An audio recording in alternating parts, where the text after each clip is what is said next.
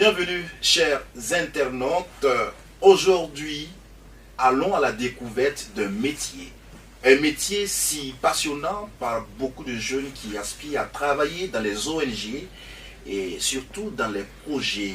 Il s'agit du métier de suivi évaluateur.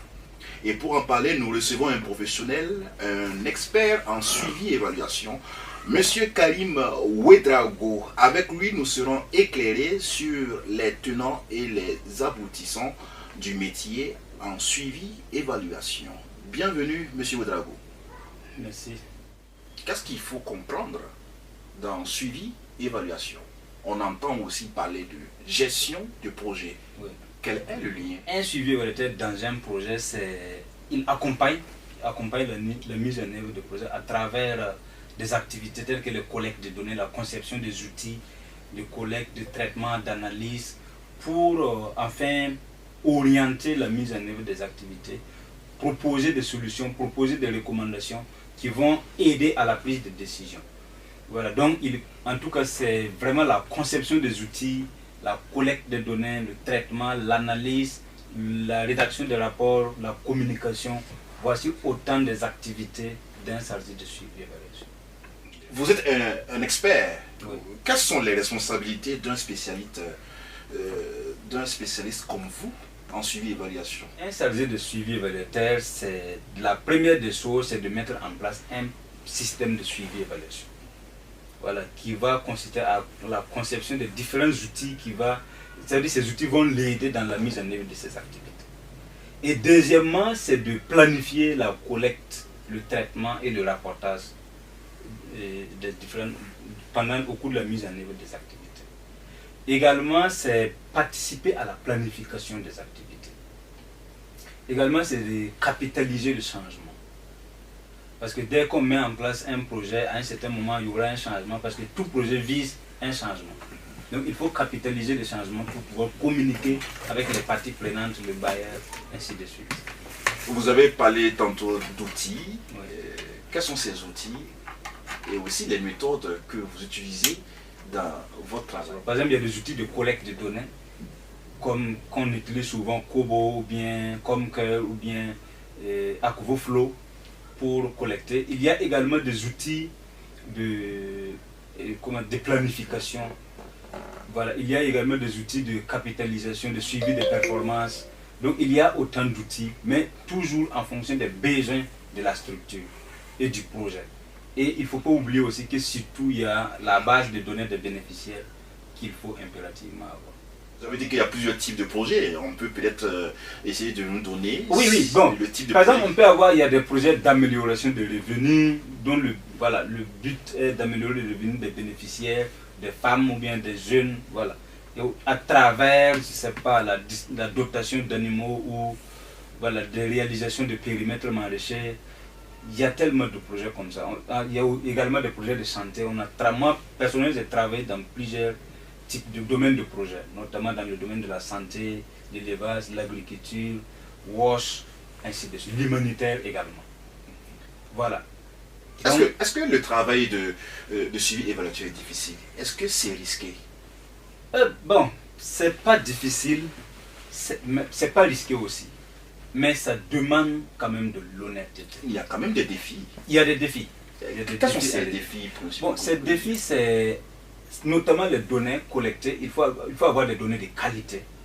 Il faut savoir les traiter et savoir les rendre disponibles et également rédiger un rapport qui communique, qui permet de prendre une décision. Voici autant de défis d'un responsable suivi et évaluation. Voilà. Alors dites-nous, comment le suivi et évaluation contribue-t-il à l'amélioration des projets et programmes? Oui, puisque le métier le chargé de suivi et évaluation oriente déjà, c'est-à-dire qu'il propose des solutions à travers les données collectées, les traitements de données.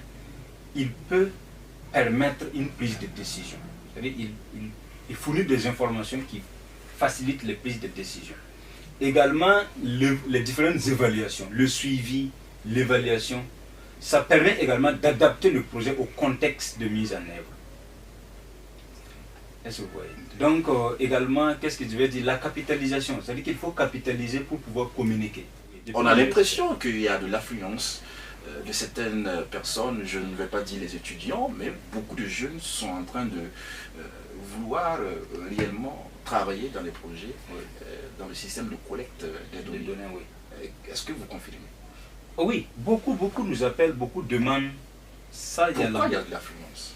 Il y a de l'affluence, il faut aussi dire que, il faut dire les choses claires aussi. Quand vous regardez les offres d'emploi aujourd'hui, le métier de suivi évaluation revient plus fréquemment. Donc les jeunes, voilà, les étudiants, tout le monde s'est suivi évaluation GV. Parce qu'ils font aussi l'analyse du marché de l'emploi. Et c'est ça qui ressort le plus. Donc les gens aussi veulent ce qui est disponible. Donc ils sont tous. Mais ils savent que non, pour être un suivi évaluateur, voici des étapes à suivre. Voilà, on peut commencer par collecter des données, devenir enquêteur, ensuite voilà, un stage par-ci, par-là. Et voilà, on peut se faire un peu de l'expérience et puis rentrer dans le domaine. Donc vous nous dites concrètement que c'est parce qu'il y a de l'argent à gagner? Bon, l'argent à gagner, il y a d'autres métiers qui ont plus d'argent que le poste de suivi évaluation. Ce n'est pas forcément l'argent. Mais aussi, peut-être d'autres aussi ont la passion. Voilà, par exemple, moi personnellement, j'ai la passion quand je traite les données communiquent. Voilà, ça permet de voir les choses au clair. Voilà. Mais vous êtes bien payé. Est-ce qu'aujourd'hui, le métier de suivi évaluateur nourrit bien son nom? Bon, le métier de suivi nourrit son nom comme tout métier. Tout métier, c'est pareil. Parce que quand vous prenons seulement un projet, ce n'est pas seulement que le suivi évaluation, il y a chef de projet, suivi évaluation, il y a comptable, il y a animateur, superviseur. Souvent, sous les gros projets, il y a des experts, il y a des spécialistes, agriculture, WOS, nutrition, ainsi de suite. Au Burkina Faso, quels sont les types de projets qui vous font régulièrement appel? Quel type de projet et dans quel sens? Est-ce que vous voulez parler du sens de HDP, humanité, développement, paix? Parce qu'avec le contexte actuel, tout le nexus, les triples nexus ici, hein, on a l'humanitaire, on a le développement, on a le sens de la paix, donc il y a tout. Voilà. Mais c'est pas, puisque moi c'est pas que je suis un consultant indépendant, je travaille pour une ONG de la place.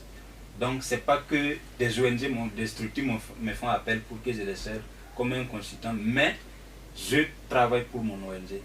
Ou dès qu'on a un projet, en tout cas si ça cadre avec les principes de la structure, il n'y a pas de problème. Quel parcours scolaire ou universitaire permet d'exercer le métier de suivi évaluateur? Je dirais tout, hein. Je dirais tout. Parce que quand vous prenez un poste comme ça, ou bien vous prenez les appels d'offres pour les postes de recrutement de suivi évaluation, vous allez voir, ils vont dire avoir un diplôme en statistique, économie ou tout autre diplôme jugé équivalent. Voilà. On a vu aussi des gens au niveau qui ont fait des diplômes série A comme ça, mais ils sont devenus des suivis évaluateurs aujourd'hui. Maintenant, il y a des compétences qu'il faut avoir. Et de toute façon, si vous n'avez pas ces compétences, vous n'allez pas passer à l'entretien ou au test écrit. Justement, la question venait, quelles sont les compétences qu'il faut justement pour répondre à ce métier des valeurs? Eh bien, vous avez dit tantôt, vous avez eu des compétences dans les collectes de données, oui, par exemple, ça c'était à votre début. Oui. Quelles sont les compétences essentielles pour être un bon suivi évaluateur? Les compétences essentielles, la première des choses, il faut avoir des notions en matière de collecte, analyse, interprétation des données. Uniquement? Non, je dis, c'est pas uniquement. Parce qu'il faut aussi avoir une bonne capacité de rédaction et de communication. Il faut avoir une bonne maîtrise de la mise en place d'un système de suivi et évaluation. Voilà, en matière de relationnel, il faut être quelqu'un qui aime travailler en équipe. Parce qu'un responsable suivi et évaluation doit toujours travailler en équipe. Puisque lui, il ne peut pas être seul, il ne peut pas aller sur le terrain, collecter les données lui-même, revenir traiter lui-même. Non. Il faut aussi accepter accepter certaines, je sais pas, reproches, parce que souvent tu traites les données, tu les analyses pour des gens. Ça peut arriver que ça ne répond pas exactement à leurs besoins, mais ils ne vont pas les prendre. Ils vont vous faire comprendre qu'en réalité, moi j'ai besoin de telle chose, telle chose. Donc il faut le voir pour que ça soit, et pour que les données que vous allez, les informations que vous allez fournir là, soient vraiment des informations pertinentes pour les permettre de prendre leurs décisions. Autre chose, c'est aussi savoir rédiger ou bien formuler les indicateurs et les évaluer. Donc voici autant de compétences qu'il faut avoir pour en tout cas espérer être un responsable suivi et évaluation. Depuis quelques années, le Burkina Faso est embarqué dans une crise sans précédent, la crise sécuritaire que nous connaissons. Est-ce que votre métier est aussi impacté?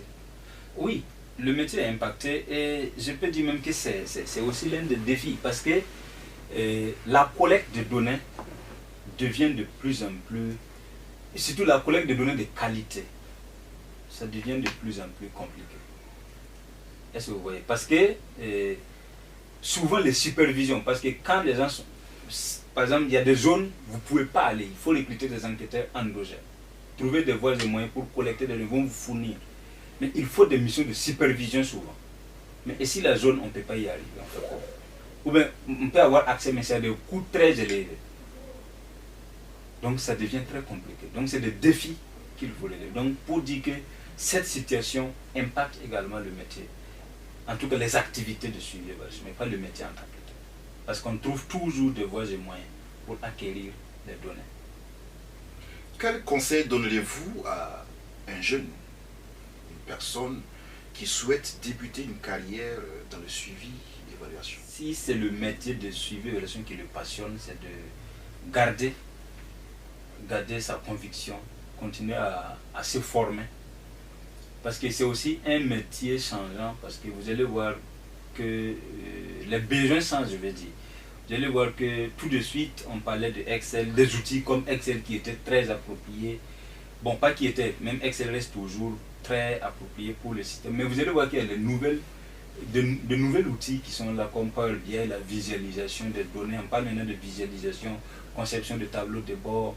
Il y a le logiciel Tableau. Quand vous regardez les offres de recrutement, il y a ces logiciels qui sont en train de venir. Donc c'est aussi chaque fois essayer de voir quelles sont les nouvelles compétences recherchées. Et il faut toujours se former. En tout cas, même si, dès que vous voulez devenir un responsable suivi et évaluation, il faut se former. Même si tu es suivi et évaluateur, continue de se former. Permanemment. Ouais. Comment voyez-vous l'avenir de ce métier de suivi évaluateur, notamment avec l'évolution des technologies et des méthodologies? Bon, je pense que cette évolution, c'est plus, ça nous aide beaucoup. Ça aide beaucoup le suivi évaluateur parce que notamment le traitement de données, le rapportage, l'éthique vient accompagner en quelque sorte.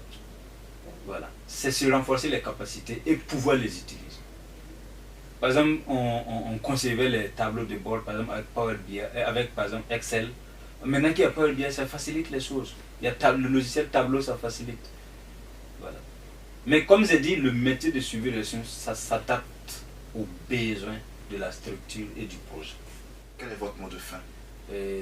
Ce que je voulais peut-être aussi ajouter, beaucoup de gens nous disent, non, quand on dit que dans les structures, si tu ne connais pas quelqu'un, on ne peut pas rentrer. Ça, c'est faux. Il faut avoir les compétences. Les structures recherchent les compétences. Pas qu'ils connaissent quelqu'un ou pas. Si c'était connaître quelqu'un, nous autres là, on n'allait pas travailler dans les structures. Nous, on est venus directement du village, on n'avait personne, on ne connaissait pas quelqu'un là-bas. Mais on s'est formé, on a renforcé nos capacités, on a commencé par frapper les portes et on est rentré. C'est aussi, n'est pas dit telle zone est l'insécurité, donc je ne peux pas aller travailler, non. C'est le Burkina. Partout les besoins, il faut aller. Mesdames et messieurs, amis internautes, c'est fini pour cet entretien. En rappel, on était avec M. Karim Ouedraogo. Il est expert en suivi et évaluation. Merci encore une fois de nous avoir suivis. On se retrouve certainement une prochaine fois. N'oubliez surtout pas, likez notre page YouTube et Facebook Elite TV. Merci. N'oubliez pas que la force et l'énergie soient toujours avec vous. À bientôt.